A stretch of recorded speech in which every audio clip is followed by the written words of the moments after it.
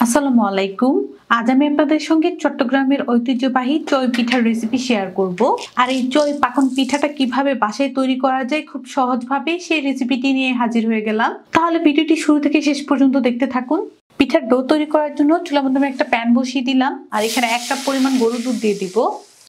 সাথে দিয়ে দিচ্ছি হাফ চা চামচ পরিমাণ লবণ, 1 টেবিল চামচ পরিমাণ দিয়ে দিব বাটার। আপনারা চাইলে কিন্তু ঘিতেও দিতে পারেন। গরুর দুধটা বলক আসা পর্যন্ত অপেক্ষা করব। বাটারটা গলে গরুর দুধটা কিন্তু বলক চলে এসেছে। এখন এখানে দিয়ে দেব 1/3 কাপ চিনি। এই পিঠার মিষ্টিটা কিন্তু আপনাদের পছন্দ অনুযায়ী বাড়িয়ে কমিয়ে নিতে পারবেন। সাথে দিয়ে দিচ্ছি 1/4 কাপ নারকেল কুচি, 1/4 চা চামচ পরিমাণ দিয়ে দিচ্ছি এলাচি গুঁড়া। এই গরুর দুধটাকে কিছুক্ষণ জাল করে নিব। কিছুক্ষণ আমি গরুর দুধটাকে জাল করে নিলাম। এখন এখানে দিয়ে দিব 1 কাপ পরিমাণ ময়দা। ময়দাটা দেওয়ার পর গরুর দুধের সাথে স্প্যাচুলাটা দিয়ে ভালো করে মিশিয়ে নিতে হবে। 1 কাপ ময়দার জন্য কিন্তু আমি এখানে 1 কাপ পরিমাণ গরুর দুধ নিয়েছি।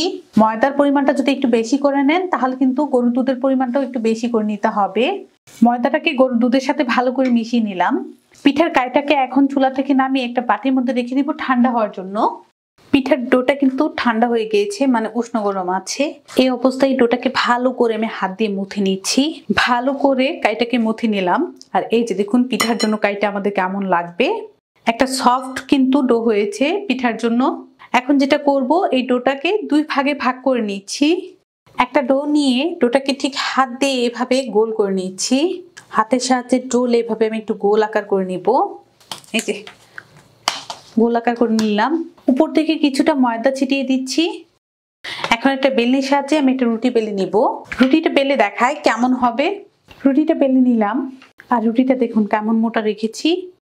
পিঠার জন্য কিন্তু রুটিটাকে এমন মোটা করে রাখতে হবে। তারপর এখানে আমি একটা কেক মোল্ড নিয়েছি। এই কেক মোল্ড দিয়ে পিঠার ডিজাইনটি তৈরি করব। আপনারা চাইলে কিন্তু ছোট গোল গ্লাস দিয়েও কেটে নিতে পারেন। একটা কিন্তু কেটে নিলাম আর এই যে দেখুন কেমন হবে। কেক মোল্ডটাকে ধরে এভাবে একটু চাপ দিলে কিন্তু ডিজাইনটা সুন্দর হয়ে যাচ্ছে।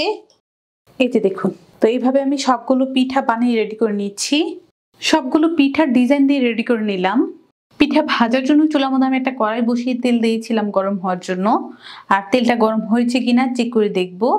অল্প পরিমাণ ডো দিয়ে দেখছি।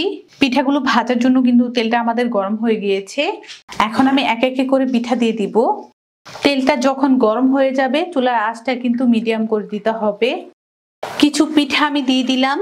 তেলের মধ্যে এভাবেই কিছুক্ষণ রেখে দিচ্ছি। কিছুক্ষণ তেলের মধ্যে এভাবেই রেখে দিয়েছিলাম। আর তেলের উপর দেখুন কিভাবে ফুলে ভেসে উঠেছে। পিঠাগুলো এখন আমি উল্টিয়ে দেব। সবগুলো পিঠা আমি উল্টিয়ে দিলাম। চুলার আঁচ মিডিয়াম রেখে উল্টিয়ে পাল্টিয়ে পিঠাগুলো ভেজে নিচ্ছি। 4 থেকে 5 মিনিট চুলার আঁচ মিডিয়াম করে পিঠাগুলো আমি ভেজেছি। আর দেখুন একটা ব্রাউন কালার চলে এসেছে। পিঠাগুলো যখন ভাজবেন উল্টিয়ে পাল্টিয়ে কিন্তু পিঠাগুলো ভাজবেন, তাহলে কি হবে পিঠার কালারগুলো কিন্তু একই রকম হবে। যেহেতু পিঠাগুলো আমাদের ভাজা হয়ে গিয়েছে আমি চুলা থেকে নামিয়ে নিচ্ছি। আর এই যে দেখুন পিঠাটা দেখতে কতটা সুন্দর হয়েছে। পরের পিঠাগুলো এই গরম তেলের মধ্যে দিয়ে ভেজে রেডি করে নিচ্ছি।